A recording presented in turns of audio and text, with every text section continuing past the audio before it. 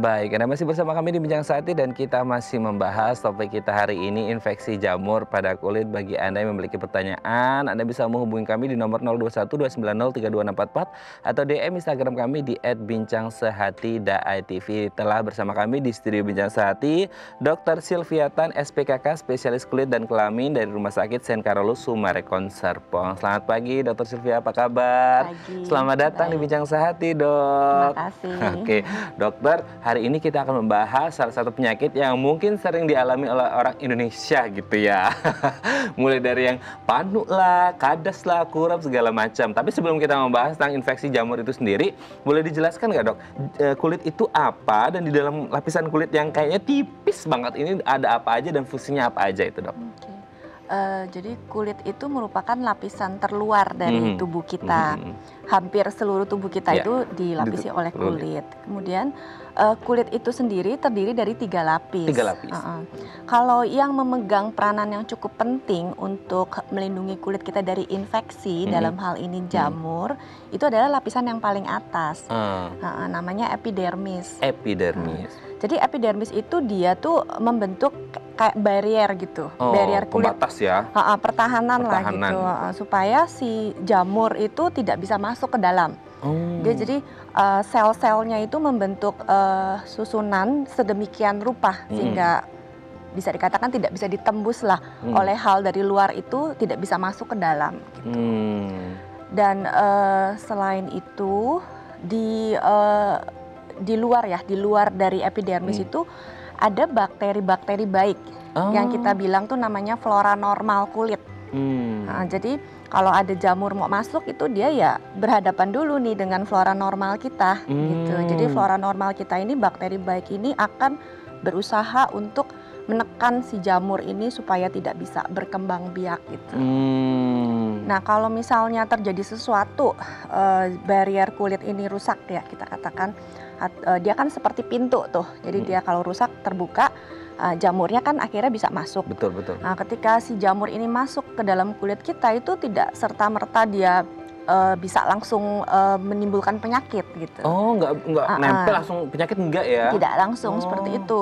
Si jamur ini harus berhadapan dulu dengan yang namanya sistem imun kulit kita gitu. Garda terdepannya nih ya. Gitu. Jadi sistem imun kulit itu seperti tentara. Jadi kalau ada sesuatu yang masuk itu kan tentara ini fungsinya itu ada yang nangkep si jamur gitu. Ada yang juga menekan supaya si jamurnya tidak berkembang biak, dan ada yang tugasnya itu ya mematikan jamurnya gitu. Oke. Berarti kalau orang kena ada jamur nempel gitu nggak langsung sakit ya? Tidak karena langsung. Dia ada flora normal tadi, terus kemudian imun lagi segala macam. Ada berbagai pertahanan ya. Dan juga kalau pas lagi mandi juga kan terbersihkan juga ya kalau pakai sabun gitu ya, Dok ya. Tapi selain epidermis tadi kan ada 3, Dok. Apalagi ya, 2 ya? Yang epidermis, kemudian dermis dan hipodermis. Tapi yang memegang peranan itu biasanya untuk infeksi jamur ya epidermis. Epidermis ya, karena dia yang pertama kali itu terkena si jamurnya ini sendiri ya. Oke. Nah, kalau yang dimaksud dengan infeksi jamur di kulit ini sendiri seperti apa itu, Dok? Jadi infeksi jamur itu ya adanya elemen jamur yang masuk ke dalam kulit kita dan kemudian menimbulkan keluhan gitu. Jamurnya ini bisa kita tertular ya, didapat dari lingkungan sekitar kita, atau ada juga jamur yang sebetulnya dia ada di kulit kita, di luar pagar deh. Dia ada di kulit kita tetapi dalam jumlah tertentu sehingga tidak menimbulkan keluhan. Tetapi kalau terjadi suatu kondisi yang menyebabkan jamur itu tumbuh subur, berkembang biak, nah akhirnya itu menimbulkan keluhan. Kulit seperti apa sih, Dok? Maksudnya kulit dengan kondisi seperti apa yang akhirnya ini rentan? Kan kalau ada jamur yang masuk kan karena tadi tidak langsung sakit kan, tidak langsung jadi infeksi lah gitu bahasanya. Tapi ketika ada jamur yang nempel, terus kemudian kondisi kulit apa yang tiba-tiba bisa langsung faktor risikonya itu lebih besar gitu? Oke, jadi kulit yang kena trauma. Trauma itu maksudnya ada luka atau iritasi, otomatis barrier kulitnya kan tadi rusak gitu, terbuka. Jamurnya bisa masuk. Kemudian kulit-kulit yang lembab. Jadi pada orang-orang yang suka berkeringat, aktivitasnya mungkin olahraga, suka berkeringat, Atau ada orang yang memang secara genetik itu kelenjar keringatnya tuh aktif gitu. Jadi dia memang banyak berkeringat tanpa dia aktivitas terlalu berat. Kemudian pada pekerja-pekerja yang menggunakan safety shoes, jadi intinya kalau lembab, kulit kita lembab, itu kondisi yang sangat optimal untuk jamur itu berkembang biak gitu. Makanya banyak yang kemudian ada infeksi jamur di kaki itu karena mungkin sering pakai safety shoes juga itu gimana ya? Itu ya dok. Iya. Oke. Tapi sebenarnya kalau dilihat dari gejalanya sebelum akhirnya kayak kan kalau ngomongin infeksi jamur agak mungkin sebagian orang ngerasa jijik gitu ya, kecuali SPKK udah biasa gitu ya dok ya. Nah sebelum akhirnya menjadi buruk banget gitu, gejala awal yang dirasakan itu seperti apa sih dok? Karena kadang-kadang yang bilang gatel lah, ada sensasi panas lah, ada bercak merah lah, ada bahkan mungkin bersisik lah atau gimana sih dok? Tergantung dari jenis jamurnya ya. Oh, beda-beda. Beda-beda. Jadi namanya jamur, tetapi dia ada beberapa jenis. Ada yang keluhannya itu berupa bercak merah, ada yang bercak putih, ada yang bintik-bintik merah, bahkan ada juga jamur yang di kaki itu dia melenting seperti isi air gitu, bersisik juga bisa. Kemudian gatal itu ya kan keluhan subjektif ya. Ada yang memang gatal banget, tapi ada juga yang minimal, tidak terlalu gatal gitu. Yang sering terjadi biasanya kalau dari tindakan yang sering dokter lakukan, yang mana itu yang sering terjadi? Atau sama rata semuanya? Prevalensinya maksudnya? Prevalensinya kalau di Indonesia itu sekitar 14-20%. Nah, jadi jamur itu kan ada 3 ya. Jadi ada yang namanya dermatofit, kemudian ada yang namanya candida, dan ada yang namanya malassezia, itu nama jamurnya. Dari kan 14-20% itu yang paling tinggi itu candida biasanya. Candida itu yang seperti apa? Candida itu yang kayak ada bercak merah, terutama di lipatan-lipatan. Karena lipatan ini yang sering kena ada keringat atau gimana itu? Ya, jadi seperti biasanya tuh di ketiak, atau kalau pada perempuan itu bisa di bawah payudara ya. Kemudian di lipat paha, itu tempatnya si candida tuh. Si candida ini ya. Nah, kalau candida ini prevalensi tertinggi di Indonesia, apakah ini ada hubungannya dengan cuaca atau iklim di Indonesia nggak sih dok? Misalnya yang tropis itu jadi negara yang rentan mengalami infeksi jamur. Sebenarnya candida itu sendiri, kan candida itu merupakan jamur yang memang normal ada di kulit kita sih. Gitu, bukan dari faktor eksternal ya? Bukan, candida dan malassezia itu normal ada di kulit kita. Kenapa candida itu sampai menimbulkan penyakit itu, dia lebih ke seperti kalau ada pasien-pasien dengan penyakit tertentu sih. Jadi seperti kencing manis gitu, HIV/AIDS, kemudian malnutrisi, kemudian pasien yang obesitas, atau pada perempuan hamil ya, gangguan hormonal, itu lebih ke candida gitu. Tetapi kalau yang berhubungan dengan iklim itu lebih yang ke malassezia.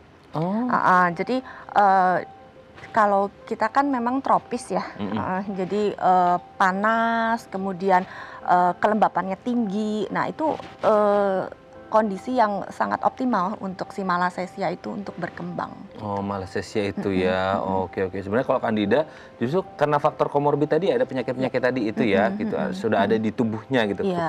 Kecuali untuk yang negara tropis, malassezia itu justru tidak yang utama gitu ya. Karena persentasenya lebih kecil. Karena prevalensinya lebih kecil seperti itu. Nah, kalau berbicara tentang menular atau tidak, ini bisa menular atau tidak dok? Dari tiga jenis itu?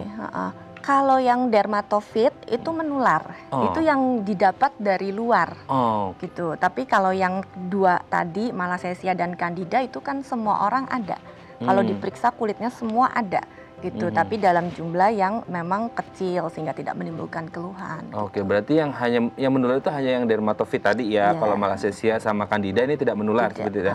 Nah, kalau akhirnya bersentuhan sama orang yang ini candida, ketemu orang yang tidak candida, pasti ada candida juga ya gitu, atau malassezia, tidak akan menular ya? Tidak. Kan semua orang kalau diperiksa kulitnya pasti ada. Gitu. Oke. Berarti yang akhirnya menimbulkan yang menular itu yang dermatofit, dan itu biasanya media tularnya lewat apa itu dok? Jadi dermatofit itu penularannya bisa kontak dengan orang ke orang gitu. Jadi misalnya ada teman kita yang terkena infeksi jamur, kemudian kita misalnya pinjam handuk atau tukar-tukar pakaian, itu bisa tuh menular seperti itu. Kemudian selain itu penularannya juga bisa lewat binatang peliharaan gitu. Jadi misalkan peliharaan kita anjing atau kucing itu terinfeksi jamur, kemudian kita gendong-gendong, ada kontak kan, itu juga menular. Lalu kemudian yang terakhir itu lewat tanah. Jadi jamur itu ada jenis jamurnya tuh yang hidup di tanah. Jadi pada orang yang mungkin hobi berkebun, nah apalagi tidak masa pakai pandemi sarung ini. tangan. Iya, tidak pakai sarung tangan, kemudian ada kontak langsung dengan tanah, terus lupa cuci tangan lagi. Itu menular. Menular ya, oke. Tapi tingkat skenario terburuk dari infeksi jamur itu apa sih dok? Sampai ada bisa menyebabkan kematian atau tidak? Kalau infeksi jamur di kulit saja itu biasanya tidak gitu. Tetapi seperti misalnya Candida itu dia bisa masuk ke dalam peredaran darah kita. Jadi dia akan menyebar ke seluruh tubuh mengikuti peredaran darah. Dan itu akhirnya bisa menyebabkan gagal dari organ kita gitu, seperti gagal jantung, gagal ginjal. Nah itu komplikasi yang berbahaya. Tetapi kalau jamurnya hanya di kulit saja, biasanya tidak.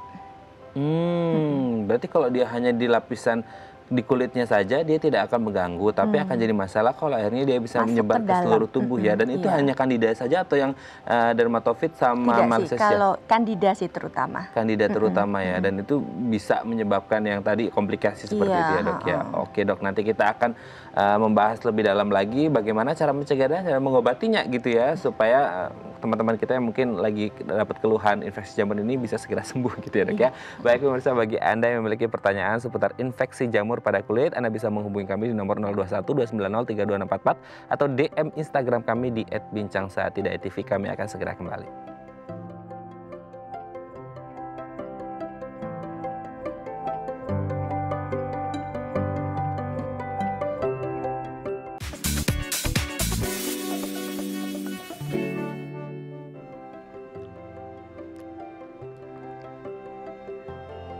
Baik, Anda masih bersama kami di Bincang Saati dan kita masih membahas topik kita hari ini, infeksi jamur pada kulit. Bagi Anda yang memiliki pertanyaan, Anda bisa menghubungi kami di nomor 021-290-3244 atau DM Instagram kami di @bincangsaati.tv. Masih bersama dengan Dr. Sylvia Tan, SPKK, spesialis kulit dan kelamin dari Rumah Sakit Sen Carolus Summarecon Serpong. Kita kembali lagi ke Dr. Sylvia. Dok, ada nggak maksudnya kayak jenis kelamin tertentu atau range usia tertentu yang mereka ini rawan terkena infeksi jamur gitu?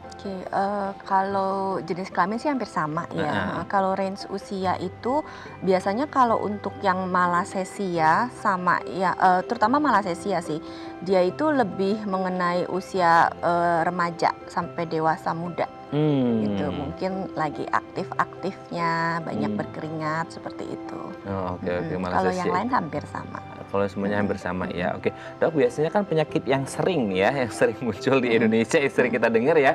Nggak tahu kalau ada jenis-jenis penyakit yang kulit yang lain yang lebih tidak familiar di telinga kita, itu kayak panu, kadas, kurap gitu kan. Itu selain mengganggu kesehatan ya estetika juga kan gitu kan. Nah, panu, kadas, kurap itu sebenarnya apa sih dok? Boleh dijelaskan nggak? Ini kan sering muncul nih, apa itu gitu? Panu itu lebih ke malassezia tuh. Jadi jamurnya namanya malassezia. Dia itu menyebabkan timbulnya bercak putih, terutama itu di dada, di punggung, di lengan, di wajah seperti itu. Dan biasanya itu tidak gatal gitu. Pasien datang itu dengan terganggu lah, kok kulitnya belang-belang gitu, ada warna putih gitu. Jadi lebih ke estetika sih sebetulnya. Dan dia khawatir kok bertambah banyak gitu. Kalau yang kudis ya, kurap itu lebih ke yang dermatofit tuh. Dermatofit. Jadi dermatofit ini bisa mengenai dari kepala sampai ke kaki. Jadi biasanya itu memang kalau di kulit ya, dia itu bisa berupa bercak merah, kemudian kalau lama ya tidak diobatin akhirnya jadi kehitaman gitu, kemudian bersisik, terus apalagi kalau gatal ya suka digaruk ya, jadi kayak lecet-lecet di mana-mana ya, itu sih yang Jadi pasien menyebar suka nggak itu bilang. kalau digaruk? Menyebar. menyebar. Jadi kalau misalnya nih jamurnya dermatofitnya di tangan nih, kita garuk nih, terus kita lupa nih kita garuk kaki, dia pindah menyebar ke kaki gitu. Itu mungkin tuh yang kurap kudis itu dermatofit. Oke. Jadi memang harus hygiene juga ya kalau habis ini cuci tangan gitu ya. Oke dok, sebelum lanjut kita ada DM Instagram dok. Ini dari pemirsa Bincang Sehati, kita lihat di layar. Dari @Agung Satrio, dari Pak Agung, dok saya pakai produk minoxidil buat rambut tapi kulit kepala malah gatal-gatal. Akhirnya saya berhenti memakainya tapi masih aja gatal dok. Ini kenapa ya? Ada infeksi nggak? Oh, ternyata kulit rambut juga bisa terinfeksi ya dok ya? Bisa. Oh bisa. Gitu. Ini apa ini dok? Gimana ini? Kalau misalnya sehabis pakai produk yang memang kita sebelumnya belum pernah pakai ya, baru kali itu pakai, kemudian timbul keluhan, kemungkinan bisa saja alergi terhadap produk itu yang pertama. Lalu kemudian seharusnya sih setelah yang produknya di stop sih gatalnya sih harusnya makin berkurang sih. Nah ini kan kurang lengkap ya. Apakah dia baru berhenti produk terus masih tetap gatal gitu kan? Ketika baru berhenti produk mungkin dalam beberapa hari ya masih ada efek gitu loh. Ini kan kurang ini sih ya, kurang lengkap sih gitu. Kalau infeksi jadi tuh kayak ketombe gitu loh, itu infeksi jamur juga tuh. Jadi ada sisik di kulit kepala, kemudian bisa jadi merah, bercak merah, atau dia bintik-bintik merah, itu infeksi juga bisa, infeksi jamur yang pertama. Atau yang kedua, ketika kena alergi itu kan gatal tuh, ketika digaruk itu kan pasti ada lecet. Nah kemudian di kulit yang lecet itu bakteri masuk, akhirnya jadi kayak jerawat atau bisul-bisul kecil, itu juga bisa sih. Oh berarti akhirnya yang gatal-gatal sisa itu bukan dari produknya, tapi karena tadi ada digaruk, luka, infeksi jadi nyebar gitu ya dok ya? Bisa saja sih. Bisa ya? Bisa saja. Bisa aja. Berarti untuk mengetahui itu alergi atau enggaknya, dari gatal-gatalnya itu atau gimana? Sebetulnya kita harus lihat sih, jadi kita nggak bisa cuma dari gatal, kita harus lihat klinisnya. Dilihat langsung gitu ya? Dilihat langsung klinisnya itu seperti apa gitu. Oke. Jadi harus dicek, tetap harus ke SPKK ya untuk mengetahui itu alergi atau tidak, terus gatalnya apa karena produknya, atau sebenarnya dari produknya udah selesai nih efeknya, tapi karena kemarin sempat gatal digaruk, akhirnya terjadi infeksi di kulit gitu ya? Infeksi itu juga bisa. Tapi yang paling pertama harus dilakukan ketika kita pakai suatu produk kemudian timbul keluhan gatal, langsung stop. Kemudian ya berobat. Oke, berarti memang harus cek terlebih dahulu kalau ada produk yang mungkin baru pertama kali pakai, terus kemudian ada gatal-gatal dahsyat gitu ya, ya di stop dulu gitu ya. Kalaupun akhirnya gatal ya jangan digaruk yang keras-keras juga ya, karena biasanya kan kalau digaruk yang keras juga ya enak sih kayaknya sensasinya ya dok ya, kan memang gatal tapi akhirnya kan bisa terjadi infeksi juga, malah jadi luka dan akhirnya panjang gitu ya efeknya. Oke, semoga ini bisa menjawab pertanyaan dari Pak Agung Satrio ya. Oke, kita lanjut lagi dok. Nah kalau kita berbicara tentang kayak kan ada nih dok, beda orang beda kondisi kulitnya gitu, ada yang kulitnya normal, kering, atau yang sensitif. Nah, apakah dengan orang yang kulit sensitif terutama ini bisa rentan mengalami infeksi jamur? Jadi kulit sensitif itu kan adalah kulit yang dia gampang merah gitu kan, gampang iritasi, gatal gitu. Nah, kalau terjadi iritasi di kulit kan ya kembali lagi barrier kulitnya nih. Ketika terjadi iritasi kan barrier kulitnya terganggu gitu. Jadi ya jamur ya lebih mudah untuk masuk.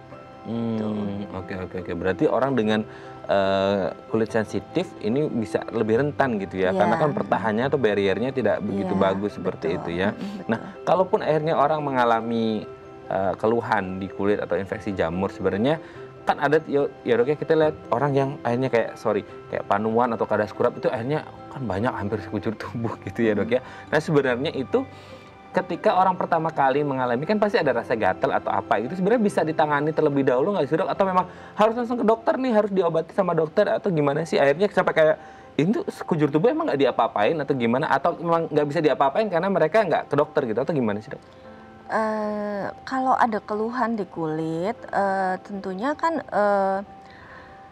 pertama tuh kita harus menegakkan diagnosisnya dulu gitu loh. Apakah itu jamur atau bukan gitu. Kan kebanyakan pasien itu ada muncul gatal-gatal di kulit, terus dianggapnya ya jamur gitu. Akhirnya membeli obat-obat bebas gitu. Tetapi belum tentu setiap gatal di kulit itu adalah infeksi jamur. Karena ada juga penyakit lain yang juga menyerupai infeksi jamur, seperti misalnya eksim, seperti itu salah satu contohnya gitu. Jadi kalau ada keluhan ya sebaiknya konsultasi, harus tegak dulu diagnosisnya baru bisa diberikan obat yang tepat. Kalau diagnosisnya belum tegak, bagaimana bisa terapi gitu. Oke, gimana mau ngobatin kalau belum tahu keluhannya apa gitu ya dok ya. Oke, tapi kan ada yang akhirnya ya mau tidak mau kita harus akui di luar sana banyak yang akhirnya sekujur tubuh kan udah seperti itu gitu ya dok ya. Itu masih bisa disembuhkan atau enggak, dan di titik mana sih maksudnya kayak kita juga harus mengedukasi kan gitu. Mengedukasi masyarakat supaya mereka lebih aware dengan kesehatan, terutama untuk infeksi jamur di kulit ini sendiri. Di kondisi seperti apa atau di titik apa orang harus kamu kayaknya harus sekarang pergi ke dokter deh untuk cek gitu dok. Jadi kalau jamur itu kan dia mengganggu karena gatal, kemudian ya kalau digaruk akhirnya infeksi, ya, infeksi sekunder ya kita bilangnya. Kemudian mengganggu juga secara estetika, jadi pasien kan nggak pede tuh, ada seperti itu di kulitnya gitu. Ada gambar peta gitu. Iya. Nah biasanya ya pada titik itu ketika kok tambah meluas gitu dan terganggu sekali gatalnya, mereka datanglah untuk berobat seperti itu. Oke, di titik itu akhirnya mereka datang untuk berobat gitu ya. Nah, semisal ketika mereka akhirnya harus datang, itu biasanya pemeriksaan seperti apa sih dok yang dilakukan? Misalnya ngeceknya seperti apa dan akhirnya pengobatannya juga seperti apa? Pengobatan apa yang pas dan sesuai gitu? Oke, jadi biasanya kalau pasien datang ya kita anamnesis kan, tanya-tanya, lalu kemudian kita periksa. Kalau dari anamnesis dan dari pemeriksaan saja sudah cukup untuk menegakkan diagnosis, ya sudah tidak lanjut. Tetapi ada yang kok ini jamur atau bukan gitu ya, kok kayaknya gambaran klinisnya kok agak lain gitu. Nah itu biasanya kita perlu pemeriksaan penunjang yang membantu untuk menegakkan diagnosis.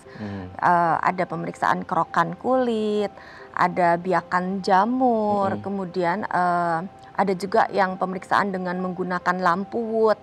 Jadi disinar dengan lampu wood, kalau kulit yang sakit itu berpendar berarti positif gitu jamur. Lalu ya ada juga yang sampai kadang harus dibiopsi, jadi diambil jaringan kulitnya untuk diperiksa. Kemudian untuk terapinya ya tergantung klinisnya. Kalau misalnya mengenai area yang kecil saja, biasanya ya kita berikan salep aja. Tapi kalau sudah meluas ya, bahkan mengenai sampai beberapa bagian tubuh, itu biasanya kita berikan obat minum. Oke. Itu sama efektifnya ya dok ya, salep dengan obat minum ya? Sama sih, tergantung dari luasnya saja. Tergantung dari luasnya ya. Biasanya kan kalau salep kayak yang dijual bebas itu sebenarnya aman gak sih dok? Karena biasanya kan kalau kayak panu gitu ya, kan dia kerasa kayak agak panas gitu kali ya, panas. Kalau sekujur tubuh dikasih itu ya panas semua gitu ya dok ya, kan agak serem juga itu dok. Panu sih biasanya pasien sih tidak ada keluhan sih, maksudnya tidak terasa gatal, tidak terasa panas sih sebetulnya. Cuman kok ada bercak putih gitu loh. Dan ya kembali lagi, ini harus tegak dulu diagnosisnya gitu. Apakah ini panu atau bukan? Karena bercak putih itu banyak gitu. Maksudnya kelainan kulit yang berupa bercak putih itu macam-macam, nggak cuman si jamur panu itu gitu. Ada yang kelainan pigmen dan sebagainya. Jadi tegak dulu diagnosisnya. Kalau misalnya pun akhirnya pasien membeli obat di luar, jadi saya ada beberapa pengalaman pasien sudah mengobati dulu sendiri, jadi datang itu gosong gitu. Habis menggunakan obat tersebut, yang ada gosong, panas seperti itu. Jadi kayak kebakar kulitnya. Iritasi gitu ya? Ya, itu pernah. Kemudian ada juga yang alergi, jadi alergi terhadap produk tersebut gitu. Setelah digunakan kok malah merah dan gatal, itu juga pernah. Gitu. Oke. Berarti memang harus didiagnosis sama dokter dulu untuk mengetahui terapi yang pas seperti apa gitu ya dok ya. Oke dok, nanti di segmen terakhir kita akan membahas tips yang bisa kita lakukan untuk menjaga kesehatan kulit kita supaya tidak terkena penyakit kulit, terutamanya infeksi jamur gitu ya dok ya. Baik pemirsa, bagi Anda yang memiliki pertanyaan, Anda bisa menghubungi kami di nomor 021 290 32644 atau DM Instagram kami di @bincangsaat.tv. Kami akan segera kembali.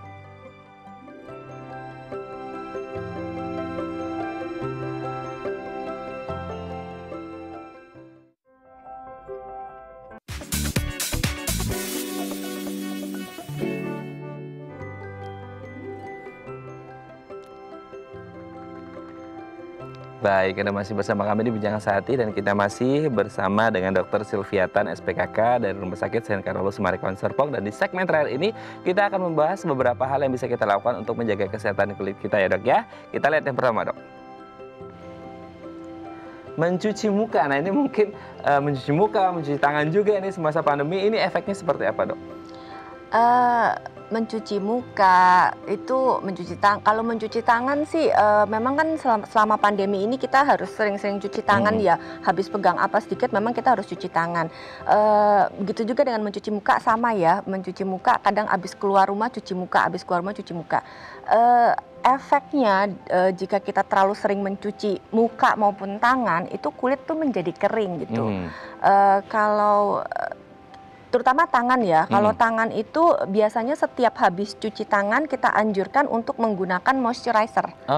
Jadi ketika kita cuci tangan, kelembapan alamiah yang ada di kulit itu ikut hilang gitu. Apalagi kalau sering banget cuci tangan, akhirnya kulit kering. Jadi makanya kalau kita memang harus sering mencuci tangan, ya habis cuci tangan pakai lagi moisturizer, habis cuci tangan pakai lagi moisturizer gitu. Untuk mencuci muka sih ya sewajarnya aja, 1 hari 2 kali aja. Tidak boleh terlalu sering. Ada orang yang kulitnya berminyak ya, tipe kulitnya berminyak. Jadi dia tuh sebentar-bentar pengen cuci muka. Soalnya kalau habis cuci muka kesannya kayaknya bersih gitu kulitnya. Padahal itu juga nggak boleh. Kembali lagi kelembapan kulitnya hilang. Justru akhirnya malah dia rentan terjadi infeksi jerawat tuh. Gitu. Oke. Mencuci 2 kali maksimal itu yang cuci muka biasa, pakai air biasa, atau yang kan ada facial wash juga tuh pakai foam segala macam, itu gimana dok? Menggunakan facial wash. Menggunakan facial wash yang 2 kali maksimal itu ya. Kalau yang cuci muka biasa boleh beberapa kali. Kalau gitu. air ya, tapi ya juga nggak boleh terlalu sering. Nggak boleh terlalu sering ya. Oke dok, kita lanjut yang kedua. Mandi yang bersih. Nah ini dok, di masa pandemi ya, sebenarnya kalau idealnya itu mandi berapa kali dok sehari? 2 kali sehari. 2 kali. Tapi selama pandemi dok, ini mungkin karena kebanyakan yang they are too parno gitu ya dok, terlalu parno, terus kemudian ingin menjaga hygiene-nya juga biar steril, biar bersih gitu ya dok ya. Itu akhirnya it's gonna be more than 2 gitu. Sehari bisa like 3, 4, 5 gitu. Iya, gimana tuh? sama saja dengan tadi mencuci tangan ataupun mencuci wajah ya. Mandi pun ya secukupnya, sewajarnya, maksudnya 1 hari 2 kali. Ketika kita sering mandi, apalagi menggunakan sabun antiseptik lagi kan, takut takut ada kuman, jadi pakai sabun antiseptik. Wah itu mandi sendiri, ketika kita sering sekali mandi, kelembapan alamiah kulitnya rusak, hilang ya maksudnya, akhirnya kulitnya kering. Ditambah lagi menggunakan sabun antiseptik. Sabun antiseptik itu punya efek juga mengeringkan kulit gitu. Jadi double. Dan akhirnya ya menimbulkan masalah tuh. Kulitnya gatal. Kalau kulit kering itu gatal, kemudian mudah terkena infeksi seperti itu. Jadi maunya bersih, padahal akhirnya ada masalah lain gitu. Karena kering, gatal, ada yang digaruk, luka, jadi infeksi. Mudah infeksi, mudah bisulan tuh istilahnya. Kulit yang kering itu mudah timbul bisul. Gitu. Jadi nggak perlu mandi lebih banyak-banyak ya dok, cukup secukupnya. Kalau keluar misal ke pasar atau apa, cukup ganti baju aja kali ya dok, cuma cuci tangan gitu ya. Cuci tangan, cuci malah kaki. Nggak bagus nanti ke tubuhnya, ke kulitnya gitu ya. Betul. Oke, kita lanjut. Produk perawatan yang tepat. Nah sekarang kan banyak nih dok ya orang yang pakai skincare gitu kan ya, dan akhirnya malah timbul iritasi gitu karena nggak tahu ini ternyata ada kandungan merkurinya atau segala macam. Nah ini harus kalau pun akhirnya memakai produk perawatan kulit, skincare harus yang tepat gitu ya dok ya? Iya, jadi kita harus tahu dulu jenis kulit kita gitu. Apakah kering, apakah berminyak, apakah sensitif, seperti itu. Dari situ itu baru kita bisa tentukan skincare apa yang cocok untuk kulit kita gitu. Dan kalau kita mau menggunakan produk, hati-hati sih memang karena sekarang banyak sekali yang dijual online kan, produk-produk estetika itu hati-hati sekali sih karena ya itu bisa menyebabkan iritasi, alergi, bahkan kalau ketidakcocokan produk itu malah memicu timbulnya jerawat, kayak gitu. Ya, jadi harus konsultasi deh. Itu ada yang pakai day cream, night cream yang akhirnya malah jadi burn gitu ya, Dok ya, malah bahaya gitu. Harus konsultasi. Aduh, ngeri banget ya. Oke, next. Kurangi paparan sinar matahari. Nah, ini sebenarnya sinar matahari kan bagus ya, Dok ya, tapi ini disuruh kurangi. Jadi gimana maksudnya? Kan ada orang suruh berjemur tapi ini suruh kurangi, gimana nih? Berjemur ya boleh, tetapi harus pakai sunscreen sih. Oh, tetap harus pakai sunscreen. Tetap harus pakai sunscreen karena kan lapisan ozonnya kan sudah tidak seperti dulu ya. Tipis, bahkan ada lubang katanya kan ya. Jadi tidak ada yang menyaring itu sinar UV atau kurang lah saringannya. Nah, sinar UV itu buat kulit itu tidak baik. Jadi bisa menyebabkan kusam, kemudian flek-flek hitam, dan bahkan yang berbahaya itu bisa menyebabkan skin cancer. Kanker kulit ya. Jadi tetaplah kalau mau keluar rumah itu harus pakai sunscreen. Apalagi wajib. Kita tinggal di negara tropis ya, Dok ya. Apalagi yang kerjanya di outdoor gitu ya. Itu harus pakai sunscreen. Kita lihat yang terakhir, Dok. Cukup tidur. Nah, ternyata tidur juga baik ya, Dok ya, untuk manfaatnya ke kulit gimana ya, Dok? Ya, kalau kita cukup tidur kulit kita jadi sehat ya. Jadi cerah, tidak kusam. Dan cukup tidur itu juga pada pasien-pasien yang berjerawat itu kalau pola tidurnya tidak betul, kurang tidur, itu memicu timbulnya jerawat. Jadi cukup tidur pun bagus. Oke. Gitu. Dan selama tidur itu ada regenerasi kulit atau gimana ya, Dok? Ya, yang apa tuh anti aging itu bekerja. Tapi lebih baik tidur itu harus lampunya itu gelap. Karena ada efeknya itu ya ke situ ya. Oke, berarti jangan tidur pas terang-terang gitu ya. Oke, terima kasih Dr. Sylvia Tan hari ini sudah hadir di Bincang Sehati. Kita doakan teman-teman kita tetap sehat meskipun kita tinggal di Indonesia, tetap sehat kulitnya supaya tidak terinfeksi jamur gitu ya, Dok ya. Saya sehat terus juga untuk dokter dan kita doakan semoga pandemi ini segera usai gitu ya, Dok ya. Amin. Terima kasih dokter. Baik, pemirsa, bagi Anda yang memiliki kritik dan saran, Anda bisa menghubungi kami di nomor 0889 8100 5000 atau Anda bisa follow media sosial kami di @bincangsaati.tv. Saya Raden Madias pamit, sampai jumpa dan selamat beraktivitas.